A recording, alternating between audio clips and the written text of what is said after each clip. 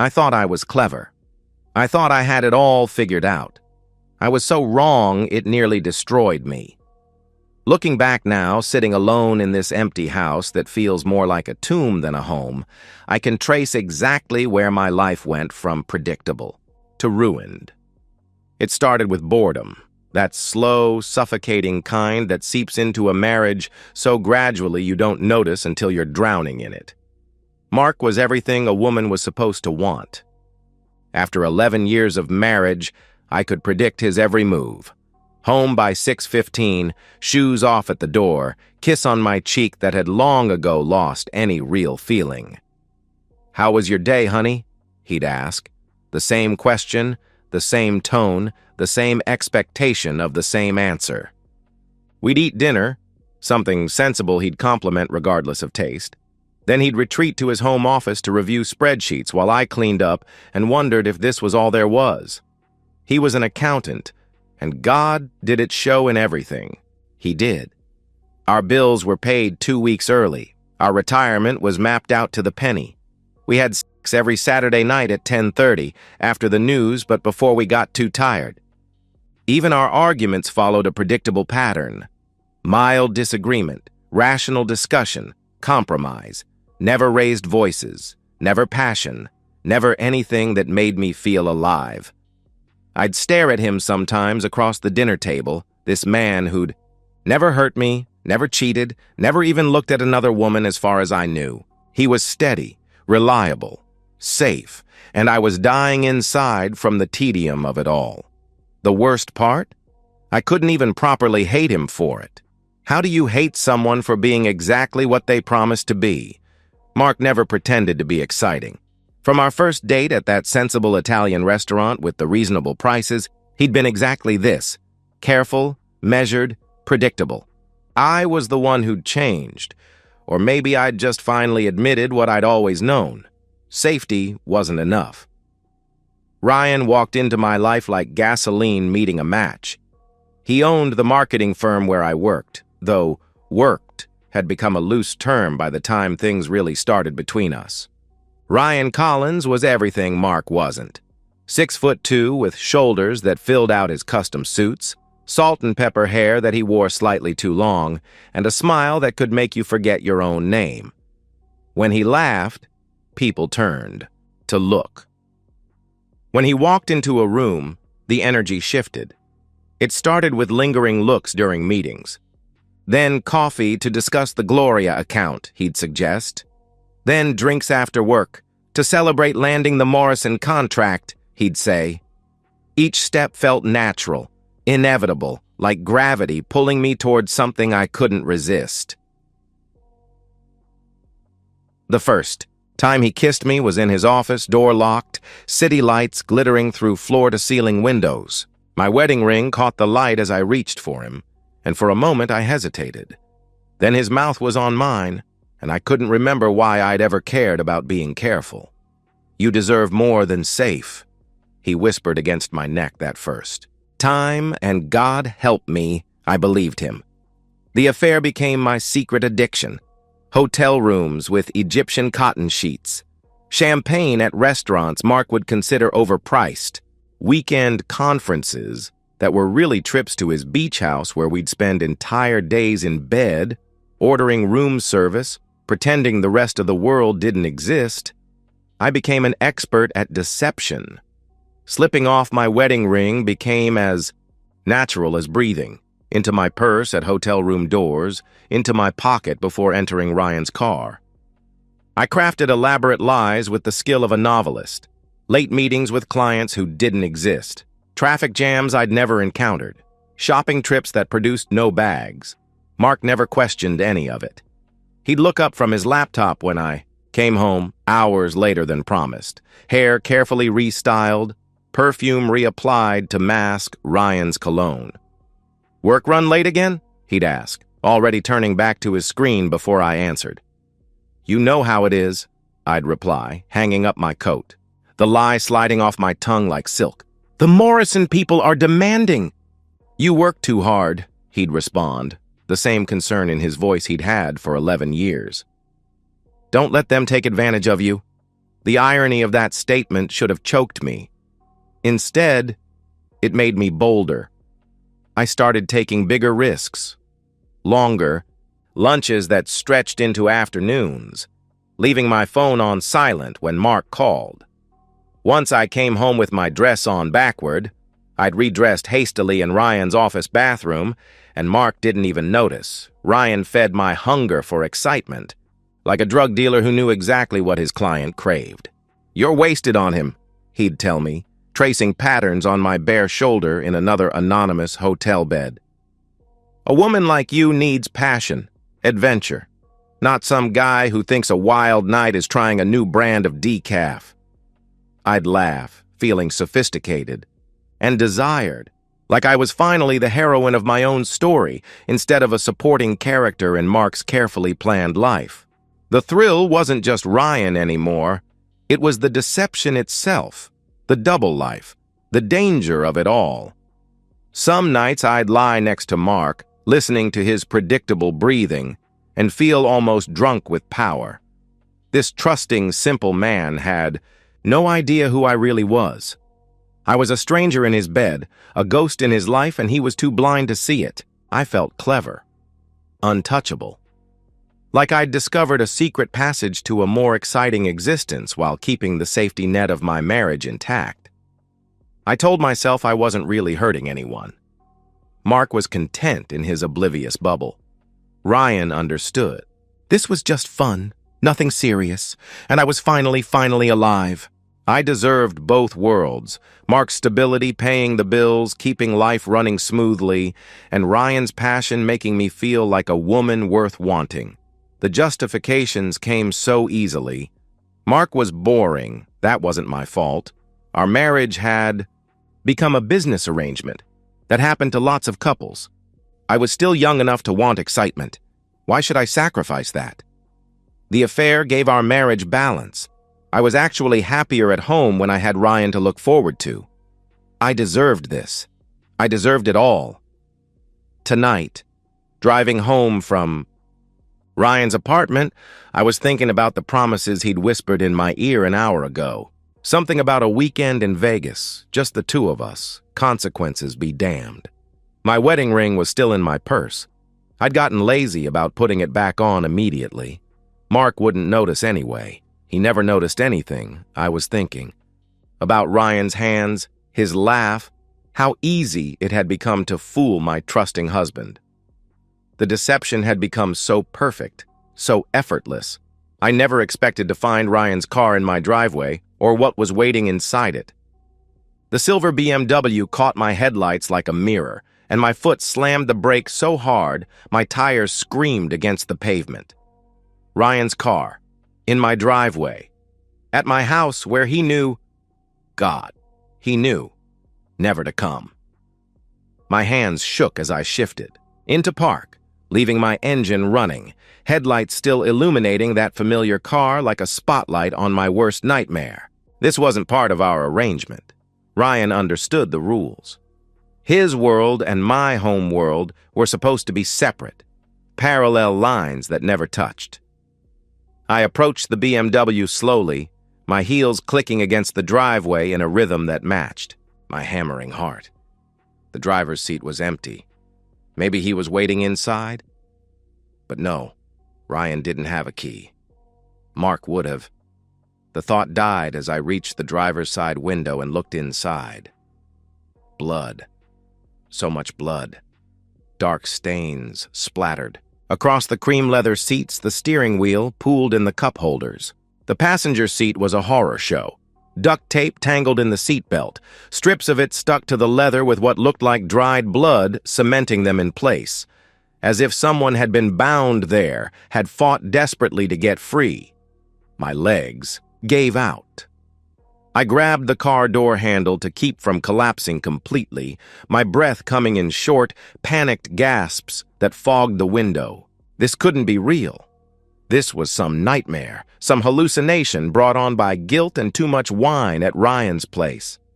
But then I saw it, and the scream that tore from my throat was barely human.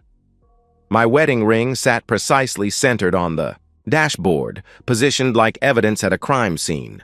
The ring I'd carelessly slipped off 100 times, tossed into purses and pockets like it meant nothing. The ring that should have been on my finger but never was, when I was with Ryan. It sat there now, gleaming under the dome light, surrounded by blood splatter like a museum piece displaying my betrayal. I stumbled backward, my heel catching, sending me sprawling onto the concrete. The pain in my palms barely registered through the terror flooding my system. I scrambled to my feet and ran toward the house, Ryan's name dying on my lips as a new fear took hold. "Mark!" I burst through the front door, which I only now realized had been unlocked. "Mark, are you here? Mark?" The house answered with silence. I tore through every room, yanking open closets, checking the bathroom, even looking behind the shower curtain like a child checking for monsters. His office was empty, computer off, papers neatly stacked as always. Our bedroom was undisturbed. Bed still made from this morning. "Mark, please!" My voice cracked, echoing through the empty house. "This isn't funny. Where are you?" But even as I called out, I knew Mark would never do this.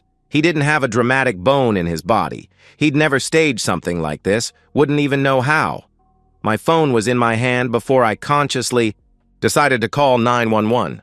The operator's calm voice felt surreal against my panic. "There's blood," I gasped. "In a car, in my driveway. My husband is missing and there's so much blood." "Ma'am, I need you to calm down. Are you in immediate danger?" the operator asked. I don't know, I cried. "Just send someone." "Please!" The next 20 minutes passed in a blur of flashing lights and uniforms. Police cars blocked the street. Neighbors emerged from their houses, robes hastily thrown over pajamas, watching my life implode from safe distances. Detective Morrison was the first to approach me after examining the car. She was younger than I expected, sharp-eyed with the kind of focused intensity that made me feel like she could see straight through my skin to every lie I'd ever told. "Mrs. Carter, I need you to tell me exactly what happened tonight," she said. "I came home and found the car," I replied, wrapping my arms around myself. "My husband is missing. I don't understand what's happening." "Whose vehicle is this?" she inquired. The question I'd been dreading. "It belongs to Ryan Collins, my boss." Her eyebrows rose slightly. "Your boss? And why would your boss's car be in your driveway?" "I don't know," I answered. The lie came out too sharp, too defensive. "When did you last see Mr. Collins?" She continued. My mouth went dry. "Earlier tonight, we were discussing a project." "At his apartment?" she pressed. The question hit like ice water. How did she know? "Yes," I admitted. "And your husband?" "This morning, before he left for the office." Detective Morrison studied me for a long moment. "Mrs. Carter, I'm going to need you to be completely honest with me. Is there anything about your relationship with Mr. Collins that might be relevant here?" The other officers were watching now, their expressions shifting from professional concern to something harder. I could see them adding up the pieces: boss's car, missing husband, nervous wife coming home late. My voice cracked. "We were having an affair." The admission hung in the air like a confession at a murder trial.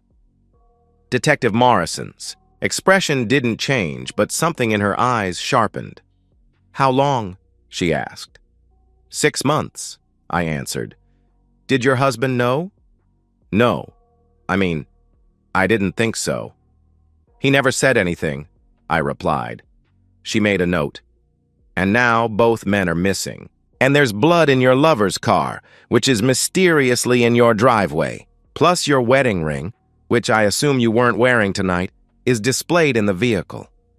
The weight of how this looked crashed over me. Wife having an affair.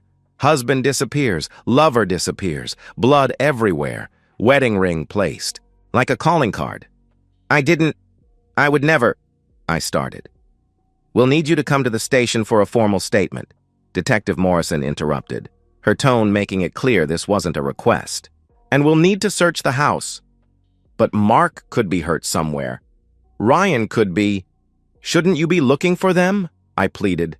We are, Mrs. Carter, but right now, you're the only person who was connected to both missing men. You were having an affair with one while married to the other. And now they're both gone and there's blood evidence in your driveway, she explained. She didn't say the words, but I heard them anyway. You're our prime suspect. The police worked through the night, photographing everything, bagging evidence, treating my home like a crime scene. They found no signs of struggle in the house, no blood besides what was in the car.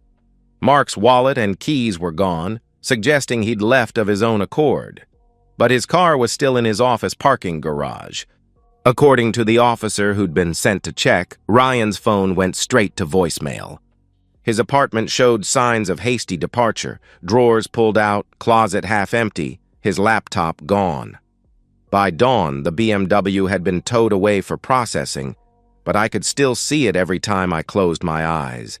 That blood-stained interior, my wedding ring displayed like an accusation, a judgment, a threat. The detective kept asking questions I couldn't answer. Why was the car here? Where were the men? Why was my ring, the ring I'd admitted to regularly removing, placed so deliberately in what appeared to be a crime scene? I had no answers, but someone did. Someone who wanted me to look guilty of something terrible. The week following the discovery felt like drowning in slow motion. Each day brought new horrors, each revelation worse than the last, until I understood that someone hadn't just destroyed my life. They'd orchestrated its complete annihilation, like a maestro conducting a symphony of revenge. Mark never came home. Ryan never answered his phone.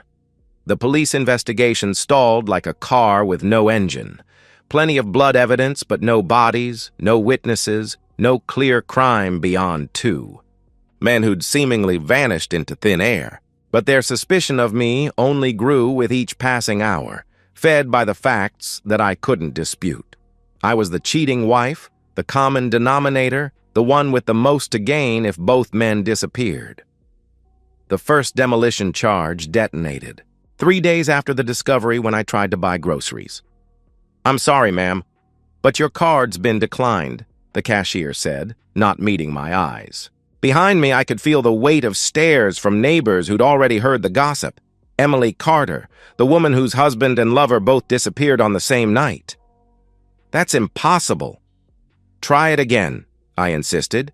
She did. Same result. I fumbled for another card, then another. All declined. The growing line behind me shifted restlessly as my face burned with humiliation. I'll have to come back, I mumbled, abandoning my cart and fleeing to my car where I called the bank with shaking fingers. I'm showing a zero balance on all accounts, Mrs. Carter, the representative said after an eternity on hold. That's impossible. We had over $40,000 in savings, $15,000 in checking. I protested. The accounts were closed 3 days ago by Mr. Mark Carter. He withdrew all funds and closed the accounts, they explained. The phone slipped from my numb fingers. Mark had drained everything, not just the checking, not just the savings, but everything. The investment accounts I discovered later that day, gone. The emergency fund we'd hidden in an online bank, emptied. Even the small inheritance from my mother that I'd kept separate, somehow, impossibly, drained. I was penniless, completely, utterly penniless.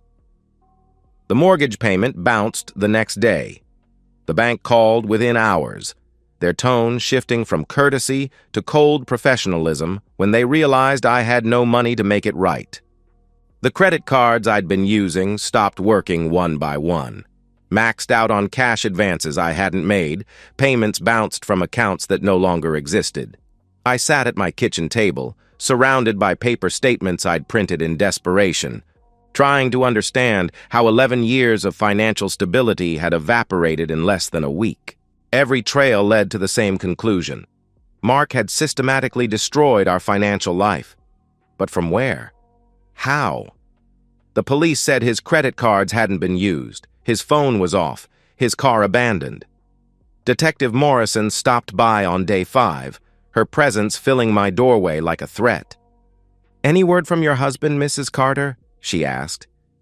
"You know there hasn't been," I replied. I couldn't keep the exhaustion from my voice. "Have you found anything?" "The blood in the car matches Mr. Collins's type, but without a body, we can't." "Confirm anything. No hospitals have admitted anyone matching either man's description. Mr. Collins's passport hasn't been used. Neither has your husband's," she reported. "So they just vanished?" I asked. Her smile was thin. "People don't just vanish. Mrs. Carter, someone knows where they are." The implication hung between us like a blade. After she left, I realized the house had become my prison. I couldn't leave without feeling eyes on me. Neighbors watching from behind curtains, whispering about the woman whose husband discovered her affair and disappeared. The local news had picked up the story.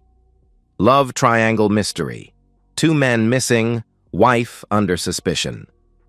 At night, the house transformed into something sinister. Every creak of settling wood sounded like footsteps. Every shadow through the curtains looked like a figure watching. I'd started sleeping with a knife under my pillow, though I wasn't sure who I was more afraid of, an intruder or Mark himself, because I'd begun to believe Mark was alive. More than alive, he was orchestrating this. The belief started with small things. My laptop webcam light flickering on when I wasn't using it. The feeling of being watched that grew so intense I'd covered all the mirrors, unable to shake the sensation that someone was on the other side. Once, I could have sworn I saw Mark's sedan drive slowly past the house, but when I ran outside, the street was empty. My phone rang at odd hours, 2:47 a.m., 3:15 a.m., 4:44 a.m., always from blocked numbers, always dead air when I answered. The landline we'd kept for emergencies would ring once, then stop, like someone checking if I was home. "Hello?" I'd whisper, into the darkness. "Mark? Is that you? Please, just talk to me." But there was never an answer. Just the dial tone and my own ragged breathing. Ryan's disappearance was different, but equally complete. His apartment had been cleared out, not professionally cleaned as I'd first thought, but hastily evacuated. His assistant said he'd sent an email about a family emergency and taking indefinite leave, sent the same night he'd disappeared. The timestamp was 11:47 p.m., after I'd left his apartment, after his car had appeared in my driveway with blood everywhere. I tried everything to reach him, called his brothers in Seattle. They hadn't heard from him. Messaged his ex-wife. She told me to lose her number. Even drove to his weekend house, finding it locked and dark with mail piling up. It was as if Ryan Collins had been erased from existence, leaving me holding the bag for whatever had happened in that blood-soaked BMW. By the end of the week, I understood the totality of my destruction. No money, no husband, no lover, no job. The firm had suggested I take unpaid leave while the investigation was ongoing. My reputation was destroyed, my neighbors avoided me, and the police circled like vultures, waiting for me to confess to crimes I didn't commit. But the worst part was the calculated nature of it all. This wasn't random bad luck or the natural consequences of my affair. Someone had orchestrated this with intimate knowledge of my life, my schedule, my weaknesses. They'd known about Ryan, about the affair, about my patterns of deception. They'd planned every move, timed every revelation, designed every detail to destroy me while making me look guilty. The house had become a monument to my paranoia. I'd pushed furniture against the doors, installed new locks with the last of my credit, kept all the lights on at night. But it didn't help. The feeling of being watched only grew stronger. The certainty that Mark was out there, somewhere, watching me unravel, savoring every moment of my destruction. I'd done this to myself, I knew. Every lie I'd told, every betrayal I'd committed, had led to this moment. But understanding that didn't make the punishment feel any less cruel or the mystery any less maddening. I was trapped in my own house, waiting for the next move in a game where I didn't know the rules, facing an opponent I couldn't see, serving a sentence for crimes that went deeper than just adultery. The silence had weight now. It pressed against my eardrums, filled my lungs, made the empty house feel like it was slowly suffocating me. 2 weeks since the discovery, and the quiet had become a living thing that reminded me every second of what I'd lost, or what had been taken from me. Sleep was a memory from another life. I'd given up on the bedroom. Too many shadows. Too many angles where someone could be watching. Instead, I curled on the couch, wrapped in a blanket that still smelled faintly of Mark's cologne, jumping at every sound the house made in the darkness. The curtains stayed drawn day and night. I'd tried leaving them open once, but the feeling of being observed grew so intense I'd yanked them closed with such force I'd torn one from its rod. It hung there now, crooked and pathetic, like everything else in my life. My phone sat silent on the coffee table. No one called anymore except debt collectors and Detective Morrison, who'd grown increasingly frustrated with my lack of new information. Friends had distanced themselves. Susan claimed she needed space to process. Jennifer said her husband didn't want her involved in drama, and Patricia simply blocked my number. I'd become social poison, the woman everyone whispered about, but no one would actually help. The house felt different now, corrupted by Mark's absence and my guilt. His office door stood open, the room exactly as he'd left it, papers still arranged in his obsessively neat stacks. Sometimes I'd stand in the doorway trying to understand how I'd missed it, the planning, the rage, the capability for this kind of psychological warfare. Had it been hiding under that boring exterior all along? Or had my betrayal transformed him into something I'd never imagined he could be? During the endless daylight hours, I'd developed a routine of paranoia. Check. The locks, front door, back door, windows, garage. Peer through the peephole, seeing only the empty street, but knowing someone was out there. Check the locks again. Return to the couch. Listen to the silence. Repeat. The mailbox had become a source of terror. I'd wait until full darkness to retrieve the mail, sprinting to the curb and back like something might grab me if I lingered. Bills I couldn't pay. Legal notices about the mortgage. And once, horrifyingly, a vacation postcard with no postmark, no message, just a photo of a beach that looked exactly like the one where Ryan and I had spent a weekend 2 months ago. I'd torn it to pieces with shaking hands, but I could still see it when I closed my eyes. My reflection had become unrecognizable. The woman in the mirror had hollow eyes, unwashed hair, skin pale as paper from never leaving the house. I'd lost 15 pounds from forgetting to eat, from the constant nausea, of anxiety.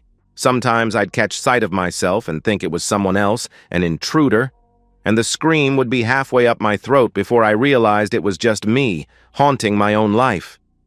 The paranoia had evolved beyond simple fear into absolute certainty. Mark was alive. He was out there, watching, waiting, savoring my destruction like a fine wine. Every instinct screamed it. Every fiber of my being knew it. With the same certainty, I knew my own name. I'd see shadows moving past the windows, too quick to be wind, too deliberate to be imagination. A figure at the edge of my vision that vanished when I turned. Once, I was sure I saw Mark's car parked 3 houses down, just sitting there in the darkness. I'd grabbed the knife from under my pillow and crept outside, but the street was empty, leaving me standing in my pajamas, armed and insane-looking, while Mrs. Gloria watched from her window and probably called the police again. They'd stopped, responding to my calls about prowlers, about strange noises, about feeling watched. Detective Morrison had told me bluntly that without evidence, without sightings confirmed by anyone but me, there was nothing they could do. Maybe you should talk to someone, she'd suggested, meaning a therapist, meaning she thought I was losing my mind. Maybe I was. The worst times were between 3 and 4 a.m., the dead zone when the world felt empty except for me and whoever was watching. I'd sit in the darkness, knife in my lap, listening to the house breathe around me. Sometimes I'd hear something, a creak that wasn't the house settling, a whisper that wasn't wind, and I'd freeze, every muscle locked, waiting for Mark to finally show himself. "I know you're there," I'd whisper to the darkness. "I know you're watching. Just come out. Just end this." But he never did. If it was even him. If I wasn't just going insane, creating phantoms from guilt and isolation. The wedding ring haunted me most of all. That image, my ring centered on the bloodied dashboard, had burned itself into my retinas. I'd see it every time I blinked, this symbol of my broken vows transformed into evidence of my guilt. The police still had it, evidence in a case that would never be solved, a mystery that would never be explained. I'd started leaving lights on in specific patterns, changing them each night like a code. If Mark was watching, I wanted him to know I knew. Kitchen light on, bedroom off, then bathroom on, living room off, sending messages to no one, or to someone who might be documenting my descent into madness. The money situation had passed from crisis to catastrophe. The foreclosure notice had arrived yesterday, 30 days to vacate, 30 days before I'd be homeless as well as penniless. I'd laughed when I read it, actually laughed until I was sobbing, curled on the floor, understanding that this was the final act of my destruction. Even the house, this prison that had become my whole world, would be taken from me. Ryan remained a ghost. The investigation into his disappearance had stalled completely. His blood in the car, but no body. No credit card usage. No phone activity. The business was being run by his partners, who'd made it clear I was never to contact them again. The police theory was that he'd fled after some kind of altercation, but I knew better. Whatever had happened to Ryan, Mark was behind it. I was certain of it the way I was certain the sun would rise, even if I couldn't prove it, even if no one believed me. Sometimes, in my more lucid moments, I could appreciate the genius of it. Mark had destroyed me without laying a finger on me, without showing his face, without leaving a single piece of evidence that pointed to him rather than me. He'd turned my affair into a weapon that destroyed my entire life, leaving me alive to suffer in the wreckage. Other times, the paranoia would surge back, and I'd be convinced he was in the house with me somehow. In the walls, in the attic, in the basement I'd stopped going into because the darkness down there felt alive. I'd hear breathing that wasn't mine, footsteps that matched no one's movement, whispers that might have been wind or might have been Mark listing all the ways I'd betrayed him. The transformation was complete. I'd gone from a woman who thought she was clever, who thought she could have it all, to this, a paranoid, isolated wreck jumping at shadows and talking to ghosts. Every moment of terror was payment for every lie I'd told, every time I'd slipped off my wedding ring, every night I'd come home to Mark with another man's scent on my skin. The guilt and fear had twisted together into something that felt like madness, or maybe clarity. Maybe this was what it felt like to finally see the truth of what I'd done, what I'd destroyed, what I'd become. The BMW is gone now, towed away weeks ago, but I still see it every time I look at the driveway. The blood. The duct tape. My wedding ring displayed like a museum piece documenting my betrayal. The police eventually gave up, the case cold without bodies, without evidence beyond blood and suspicion. Detective Morrison's final visit was brief. They'd keep the case open, she said, but without new leads, there was nothing more they could do. The look she gave me said everything. "We know you're involved somehow, even if we can't prove it. The house will be gone in 10 days. Foreclosure final. I've packed nothing because I have nowhere to go, no money to get there. I sit in the same spot on the couch where I've spent the last month, watching shadows, listening to silence, waiting for something I can't name. The paranoia has settled into something worse than fear. a constant grinding certainty that this isn't over. Mark is out there somewhere watching me live in the hell he created. Or maybe he's dead, and I'm being haunted by my own guilt. I'll never know. That's the genius of it, the perfect revenge, the not knowing. I don't eat unless my body forces me. Don't shower unless the smell becomes unbearable. Don't answer the door for anyone because everyone who matters has already abandoned me. I exist in this space between living and dying, between sanity and madness, between certainty and doubt. Sometimes I think I hear his car in the driveway. My heart stops, every muscle tensing, waiting for the door to open, for Mark to finally reveal himself. But it's always nothing. A neighbor, a delivery truck, the wind. The anticipation is killing me slowly, which maybe was always the plan. Ryan never reappeared. No body was ever found. He exists now only in police files and my nightmares. Another ghost in a house full of them. I wonder sometimes if Mark killed him, if that was really Ryan's blood in the car, or if somehow they were working together. The theory sounds insane even to me, but insanity and I have become intimate friends. The neighbors avoid my house like it's cursed. Children cross the street rather than walk past my yard. The mailman leaves packages at the curb rather than approach. The door. I've become a cautionary tale, a living ghost story about what happens when you think you're clever enough to have it all. Every night I perform my ritual. Check the locks, close the curtains, grip the knife. Sit in darkness. Listen. Wait. Wonder if tonight will be the night Mark finally shows himself, finally ends this psychological torture with something more direct. Part of me wants him to. Anything would be better than this endless uncertainty, this slow dissolution of self. But another part knows this is exactly what he wants, if he's even alive, if this isn't all in my head. He wants me to suffer in uncertainty forever, to never know if he's watching, to never know if he'll come back, to live every day in fear of the moment he might walk through that door. The wedding ring haunts me most in the quiet hours before dawn. Such a simple thing. A band of gold I'd treated so carelessly, slipping it on and off like it meant nothing. Now it means everything. It's evidence of my guilt, symbol of my betrayal, the last thing connecting me to the life I destroyed. With my own hands, I've started seeing things that aren't there. Mark's face in windows, Ryan's body in the backyard, blood that vanishes when I look directly at it. The line between real and imagined blurred beyond recognition weeks ago.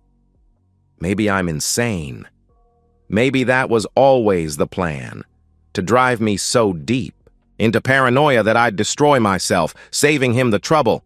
10 days until I lose the house.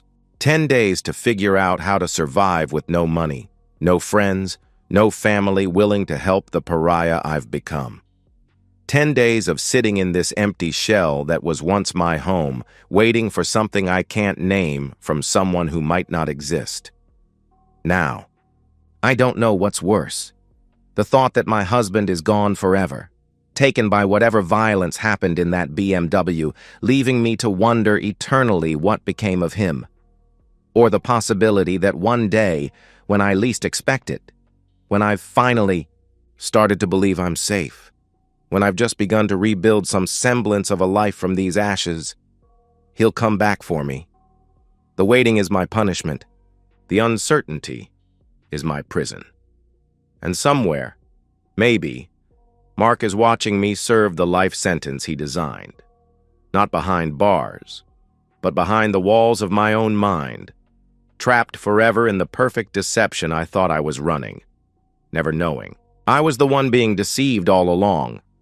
I sit in the darkness, listening to the empty house breathe around me, and wait for whatever comes next. Even if what comes next is nothing at all.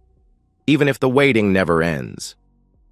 And so, we've reached the end of today's story. Was it what you expected, or did it take a twist you didn't see coming? I'm curious to hear your thoughts. Share them in the comments below, and let's get a conversation going. If this story kept you hooked, make sure to hit that like button. And if you're new here or just haven't subscribed yet, now's the perfect time to join our community. I bring you fresh, captivating stories every day, so click that subscribe button and turn on notifications so you never miss out. Thanks for watching, and I'll see you in the next one.